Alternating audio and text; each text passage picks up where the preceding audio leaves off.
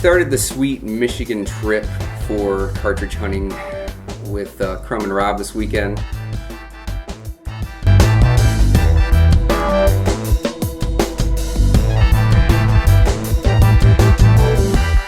We're going to Taylor, Michigan.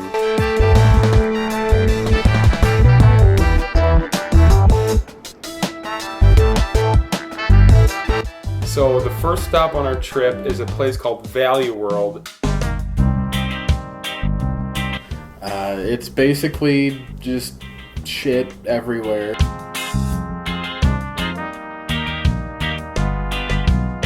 Desh and Rob actually spot this box with a couple random games in it. I think there was one N64 game. It was like a random boxing title. Nothing super special. Oh, that VTech smile. Wasn't a whole lot there, but I did in a random bin score a minty fresh Mission Impossible, which is a cheap, crappy game. But it's nicer than the one I've got, and I can use the one I have as a donor cartridge for a repro. After digging around for a couple more seconds, he ends up finding a game Genie for NES, which was pretty cool. Desh, how much did you pay? $5. And from there we went over to the Taylortown Trade Center, which is essentially just a really big flea market right in the middle of town there.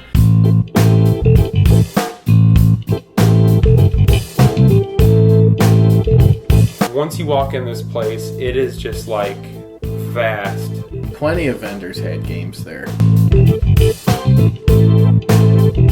They're selling everything from NES to SNES, all the way up to like Wii, PS3 stuff. There was a freaking GameCube for $50. What the fuck? Like, who's gonna buy that shit? What a deal that was. So the sweetest place in this Taylortown Trade Center is called Video Game Graveyard. And this place is freaking badass. Definitely had the biggest selection. You could tell they had the biggest and probably oldest setup. Which is really great, except for the fact that they wouldn't let us film. What did you need to wear? Oh, I was just wondering. We're doing like a little like YouTube like video show where we like search for old games. Would that be okay if we filmed just like a little bit of something, or no? Yeah, totally. Yeah, totally. That place was definitely cool, overpriced in some areas, underpriced in some areas.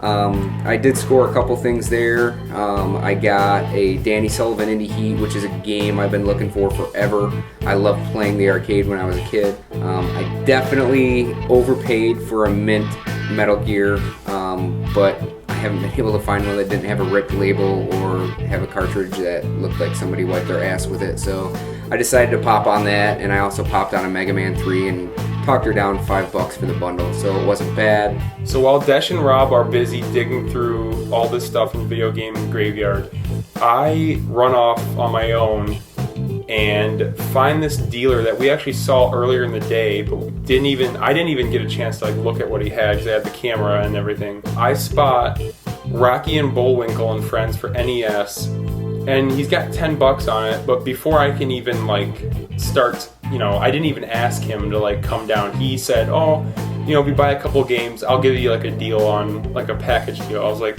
sweet. So I ended up getting the Rocky and Bullwinkle for NES, Super Smash TV for SNES, and the Konami Laser Scope for NES, all for $14, which I thought was a pretty awesome deal. Fire! Which he proceeded to then immediately spike on the ground as soon as he bought it. Yeah, I broke it. I dropped it. Found Mutant League Football in the box. This thing is minty fresh. But wait, there's more. The manual's like in really good shape for the most part. And it even has like the little cards with all the audibles for the teams. I got it for $25, which is fine because I think it might even be worth a little more than that, and I can just sell the loose card that I already have. So after Video Game Graveyard, we kind of split into two directions, and Desh and I headed one way. I know he's been looking for Link to the Past for a while now. That being said, we came across this vendor who, she had some stuff, some Wii games, DS, newer stuff, and in her case was Link to the Past. Desh took the route of staring at it for about 15 seconds and then not moving, whereas in the meantime I decided to ask, how much for Link to the Past. She had it for 20, I gave her puppy dog eyes and she took 15. And Desh was not happy about that and actually just would not shut up for the rest of the day about it. Suck my balls on A Link to the Past. Guess what? I'm gonna fucking shit on your face if I find A Link to the Past in here for $1.99. Rob, if you want, I can pull that Link to the Past apart and clean it for you and stuff. You can hold these nuts, dude. I'll take the circuit board out and put like a Mad 95 in its place. You suck my balls for getting Link to the Past. I don't really know what to say about that then, other than someday I will have one and I will pay like very little for it, and I will just like smear it in your face like, oh yeah, you got Link to the Past with $15 you paid for? Oh, I paid $2, fucker. We were just kind of hitting up some other places here and there. Another Valley World, some Salvation Armies. We really didn't find anything at any of the other thrift stores we went to, really, which is kind of the nature of the beast. You're either going to strike huge or strike out. So after the flea market and all those thrift stores, we decided to do a little bit more freestyling, and we actually came across a really cool pair of game stores. Dude, they made a game for this.